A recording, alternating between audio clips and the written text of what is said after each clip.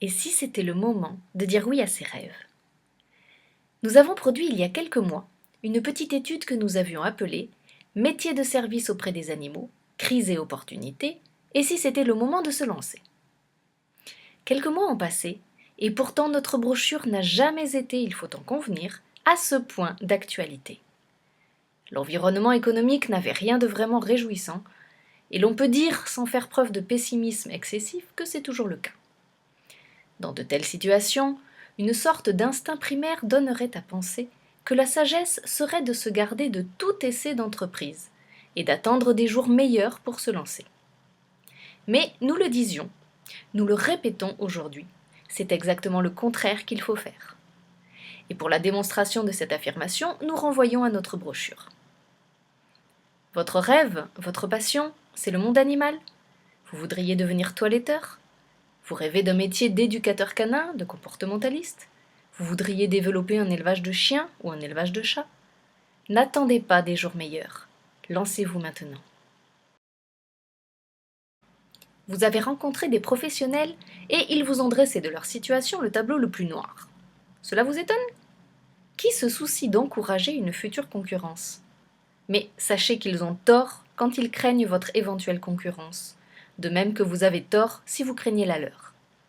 Pourquoi? Parce que le secret de votre future réussite sera de ne pas faire la même chose qu'eux, de proposer des services qu'ils ne proposent pas et qu'ils n'envisagent même pas de proposer un jour. Si vous répondez à des attentes auxquelles les professionnels actuels ne répondent pas, vous ne serez pas en situation de concurrence avec eux. Et comme ils n'y répondent pas et que vous le ferez, vous réussirez. Des exemples? Supposons que vous vouliez devenir toiletteur ou toiletteuse. Par curiosité, tapez dans l'ordre que vous voudrez sur un moteur de recherche les mots intelligent et toilettage. En quelques minutes de lecture, vous allez découvrir que l'on peut exercer la profession du toilettage d'une autre façon et que l'on peut rendre des services de toilettage qui ne sont tout simplement pas rendus aujourd'hui. Il en est de même si vous voulez devenir éducateur canin professionnel.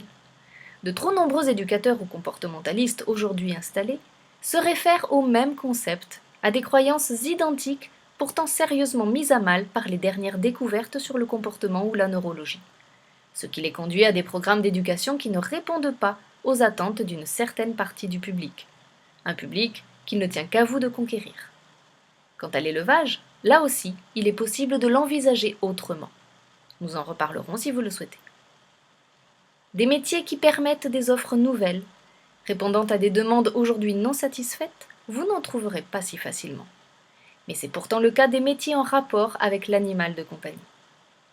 Si l'on ajoute à cela que de tels projets professionnels n'exigent qu'un minimum d'investissement financier, et qu'ils peuvent se conduire sans nécessité de devenir un employeur, ce qui est en effet aujourd'hui un risque certain, et que le seul investissement réel sera celui de votre engagement personnel pour un métier passion, la seule question qui reste à se poser est celle-ci.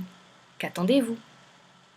Notre conseil, si vous êtes passionné par les métiers en rapport avec l'animal familier, l'animal de compagnie, prenez le temps de lire l'étude dont nous vous avons parlé au début de cet entretien.